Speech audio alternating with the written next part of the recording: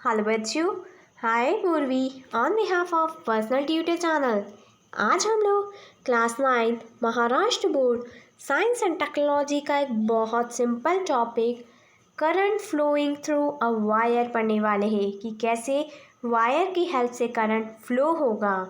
सो start करते हैं।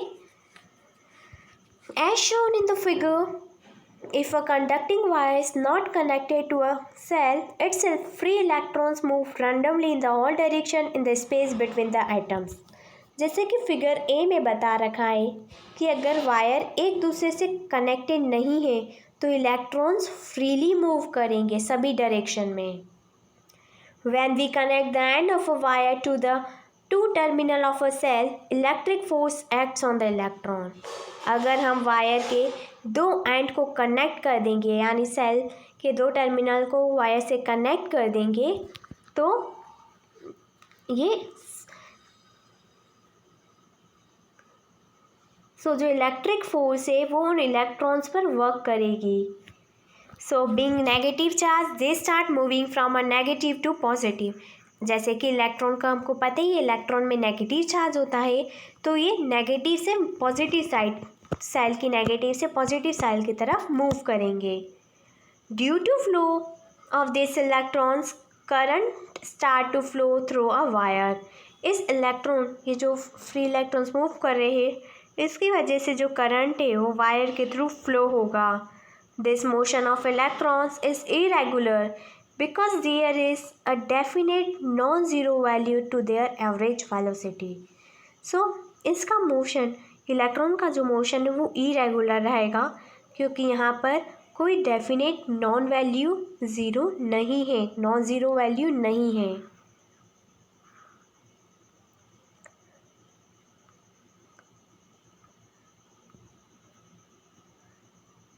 Hello बच्चों, hi Purvi on behalf of personal tutor channel. आज हम लोग class 9 Maharashtra board science and technology का एक बहुत सिंपल टॉपिक इलेक्ट्रिक करंट पढ़ने वाले हैं। सो स्टार्ट करते हैं। An electric current is the flow of electrons through a conductor. So जो इलेक्ट्रिक करंट होता है उसमें इलेक्ट्रॉन्स का फ्लो रहता है, इलेक्ट्रॉन्स मूव करते हैं उस कंडक्टर में। Quantitatively current I is defined as a charge passing through a conductor in a unit time।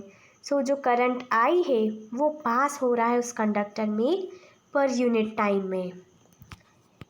If charge Q is flowing through cross section of the conductor in the time t, then the current I is Q by T। अगर charge Q किसी भी conductor में flow होगा time t के साथ तो current हो जाएगा Q by T। So SI unit of current, SI unit of charge is coulombs and current is expressed in ampere।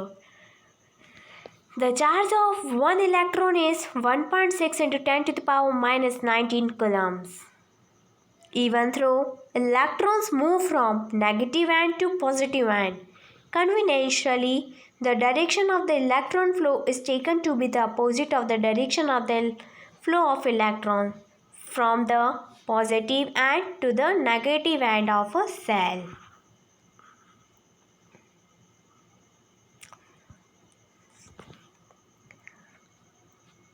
आज हम लोग इस वीडियो में class 9 Maharashtra board science and technology के एक बहुत सिंपल टॉपिक एम्पियर पढ़ने वाले हैं। सो स्टार्ट करते हैं। 1 ampere current is said to be the flow in a conductor if 1 coulomb charge is flow through it every second। So 1 ampere जो current होता है उससे ऐसा बताया गया है कि किसी भी कंडक्टर में जब 1 कॉलम का चार्ज फ्लो होगा पर सेकेंड में, 1 कॉलम चार्ज फ्लो होगा पर सेकेंड में तो उसे बोलेंगे 1 ampere current. So 1 ampere is equals to 1 coulombs upon 1 second. Do you know very small value of current are expressed in the following unit? 1 milliampere। 1 milliampere is equals to 10 to the power minus 3 ampere and 1 microampere is equals to 10 to the power minus 6 ampere। The French mathematician and the scientist Ampere conducted a number of experiments on electricity. Today we can measure the current flowing in a conductor only because of its extraordinary work. The unit of current is called the ampere in the recognition of his great work. I hope कि आपको ये समझ में आ गया होगा.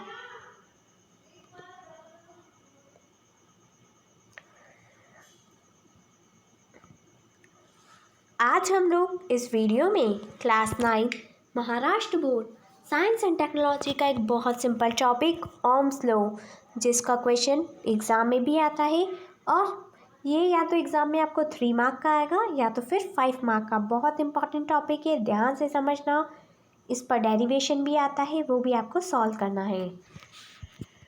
So, the relation between the current flowing through wire I and the potential difference across its end V can be obtained from the law that was given by the German scientist George Simon Ohm.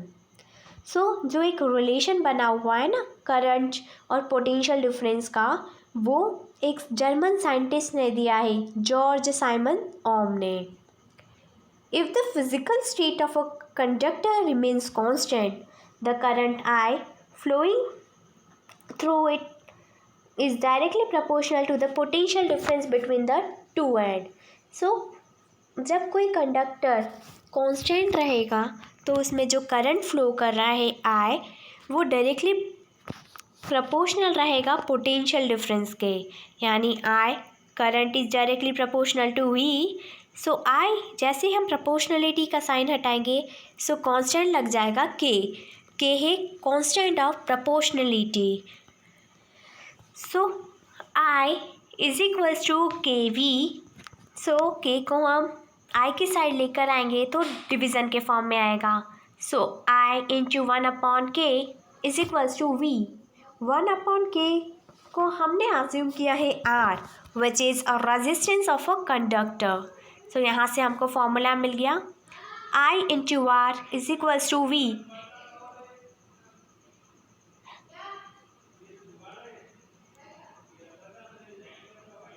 Hence V is equals to IR और R is equals to V by I. This is known as Ohm's law और यही है Ohm's law. V is equals to IR. We can obtain the SI unit of resistance from the above formula. हमें इसकी SI unit भी इसी फॉर्मूले से मिली है. Potential difference and the current are measured in volts and ampere respectively. Potential difference को हम volt में और करंट को एम्पियर में मेजर करते हैं. The unit of resistance is called ohm. So resistance की यूनिट है ohms and it is indicated by the symbol ohm. 1 volt upon 1 ampere is equals to 1 ओम.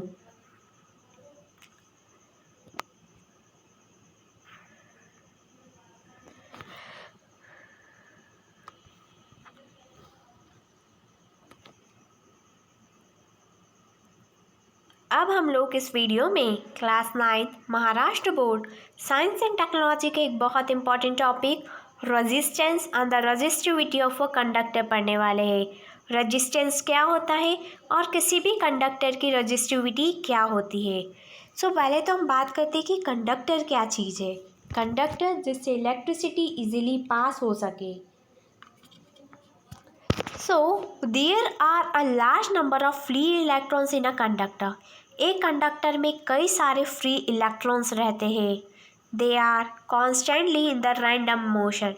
वो रैंडमली मूव करते हैं, यानी ये कॉन्स्टेंटली रैंडम मोशन में मूव करेंगे. When the potential difference is applied between the two ends of a conductor, these electrons start moving from the end at the lower potential to the end at the higher potential. So, जैसे ही potential difference हम apply करेंगे इन conductor के दो and के बीच में, तो जो electron से मूव करना स्टार्ट हो जाएंगे. जहाँ पर पोटेंशियल कम है वहाँ से मूव करेंगे टू द हायर पोटेंशियल तक. The directional motion of an electron cause the flow of current. So जो डायरेक्शनल मोशन है इलेक्ट्रॉन्स का, उसी वजह से करंट का फ्लो पता चलेगा. Moving electrons strikes the atom and the ions which lie along their path. So जो मूविंग इलेक्ट्रॉन्स है वो एटम से स्ट्राइक करेंगे. सच collisions cause a hindrance to the flow of electrons and oppose a current. So इस collisions की वजह से electron का जो फ्लो है वो रुक जाएगा और करंट को अपोज करेगा. This hindrance is called the resistance of a conductor. यही हिंड्रेंस को हम बोलते हैं resistance of a conductor.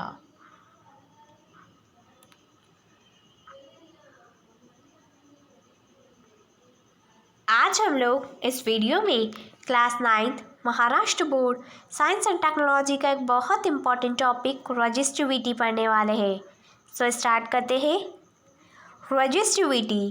At a given temperature the resistance R of a conductor depends on its length L, area of cross section area and the material it is made of.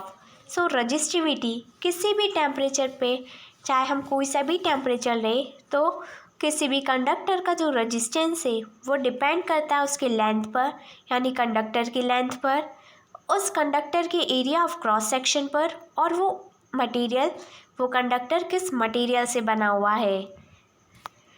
So if a resistance of a conductor is R, अगर conductor का resistance R है तो R is directly proportional to length. R is inversely proportional to area of cross-sectional area. So from equation first and second, R is directly proportional to length upon area of cross-sectional area. So जैसे ही हम proportionality का sign हटाएंगे, so वहाँ constant लग जाएगा resistivity, which is known as rho. Rho is the constant of proportionality. Is called resistivity of the material. The unit of resistivity in the SI unit is ohm meter. Resistivity is a specific property of a material and the different materials have different resistivity. So अलग अलग material की different resistivity रहती है. So यहाँ पर हमको कुछ material की resistivity बता रखी है. कॉपर की resistivity होती है 1.7 × 10⁻⁻8 ohm meter. निक्रोम की रेजिस्टिविटी रहती है 1.1 × 10⁻⁻6 ओम मीटर. डायमंड की रेजिस्टिविटी रहती है 1.62 × 10⁻13 to 1.62 × 10⁻18 ohm metre. I hope कि आपको रेजिस्टिविटी समझ में आया होगा.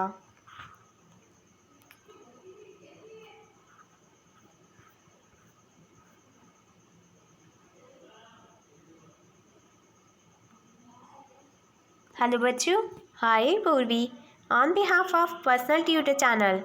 आज हम लोग class 9th Maharashtra board science and technology का एक बहुत सिंपल और बहुत इम्पॉर्टेंट टॉपिक इलेक्ट्रिक सर्किट पढ़ने वाले हैं. सो स्टार्ट करते हैं.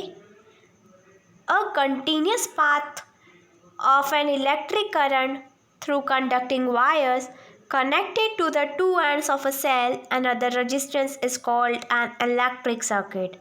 सो एक कंटिन्यूस पाथ किसी भी इलेक्ट्रिक करंट का जहाँ जो कि फ्लो होगा किसी कंडक्टिंग वायर में जिसके सेल के दोनों एंड से वो कनेक्टेड हो, सो वो होगा इलेक्ट्रिक सर्किट. यानी एक ऐसा कंटिन्यूस पाथ जो कि वायर्स और सेल या तो फिर बैटरी या किसी रेजिस्टेंस से ऐड हो तो जाके बनेगा एक electric circuit.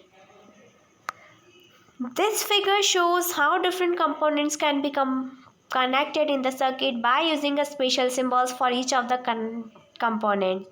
Such a figure is known as electric circuit diagram. इस टाइप के फिगर को हम बोलते हैं electric circuit diagram.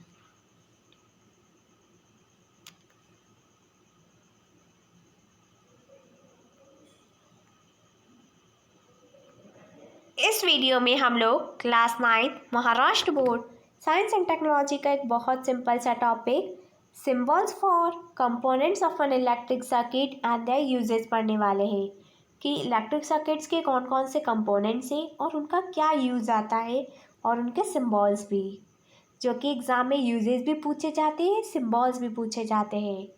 So first is electric cell. Electric cell दिखने में तो इस पिक्चर के जैसा है बट उसका सिम्बॉल दे रखा है and it is used to apply a potential difference between the two ends of a conductor. ये पोटेंशियल डिफरेंस को अप्लाई करता है कंडक्टर के दोनों एंड्स तक। Next is battery. Battery is a collection of number of cells. Number of cells का जो collection होता है उसे ही हम बोलते हैं बैटरी। सिंबल भी दे रखा है to apply a large potential difference between the two end of a conductor. जब हमें ज़्यादा पोटेंशियल डिफरेंस को अप्लाई करना है तो हम बैटरी का यूज़ करेंगे। वन टैप की और plug key to stop the flow of current flowing in a circuit by disconnecting two ends of a wire. Next, close tab or the plugged key to start the flow of current in a circuit by connecting two ends of a wire. Next is connecting wire to connect various components in the circuit. Crossing wire to show the wires which cross but do not connect. Light bulb. Light to test the flow of electricity. Lighted current is flowing, unlighted current is not flowing. अगर light करेगा कोई bulb तो it means current flow हो रहा है, अगर light नहीं करेगा तो करंट फ्लो नहीं है। Resistance to control the flow of current in an circuit. Variable resistance to change the resistance as required and thereby control the current. Ammeter to measure the current flowing in a circuit, and voltmeter is to measure the potential difference between the 2 points in a circuit. So I hope बच्चों कि आपको circuit के जितने भी symbols है, जितने components हैं, उनके सिम्बॉल्स और उनके यूजेस समझ में आए होंगे। ये आपको अच्छे से लर्न करना है। एग्ज़ाम पॉइंट ऑफ व्यू से बहुत इंपॉर्टेंट टॉपिक है, क्योंकि एग्ज़ाम में ऐसा दिया जाता है what is the use of voltmeter. तो उसमें आपको लिखना होगा कि voltmeter is use to measure the potential difference between the 2 point in a circuit, और उसका सिंबल भी बनाना होगा।